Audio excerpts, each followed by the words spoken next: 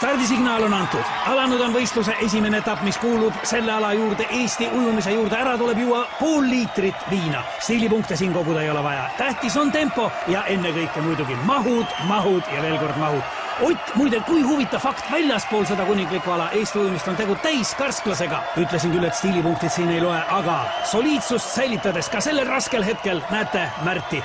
Ja siin, millises tempos liigub Ago. Happukurk, ainus lubatud abivahend. Kohtunikud on sellega hoolega üle vaadanud, et sinna ei oleks pistetud midagi, mis võiks võistlejaid aidata. Ja siin on näha, et võistlejad on üha rohkem teiseks etapiks, distantsiks valmis. Märt, Ago, raske, aga nüüd tuleb meeste tahtejõud mängu. Otil veel raskem, aga ka tema on distantsiks valmis. Mehed lähevad stardipukkidele, tuleb fikseerida stardiasend ja see on võistluse üks raskemaid momente. Võiks öelda, see ongi kogu jõukatsumise üks võtmehetki. Väga paljud on pidanud alla vanduma just selles faasis, aga nemad ei ole ka finaalis. Siin on ju 4 kõige kangemat, aga ka neil on raskusi. Kus on pukk? Kuhu minna? Ei ole kätes seda jõudu, ei ole jalgadeski. Aga tuleb minna.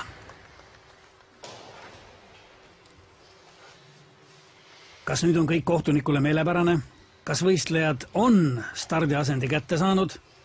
Jah.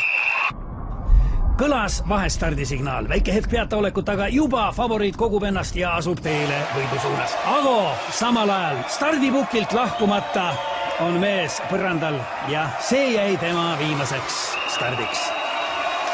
Võistlus aga kestab. Märt kokkupuutel veega uppus tema, võib-olla isegi enne.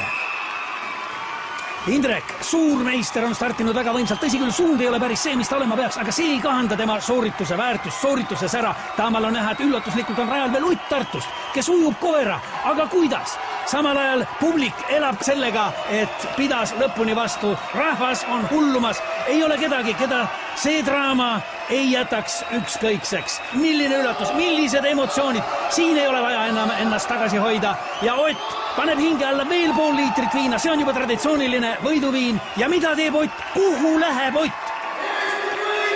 Veel võimas ja uue meistri väärline võidukarje. Milline ootamatu pööre tänastes sündmustes. Ott tormab välja, külma kätte, lumme, ei, autosse.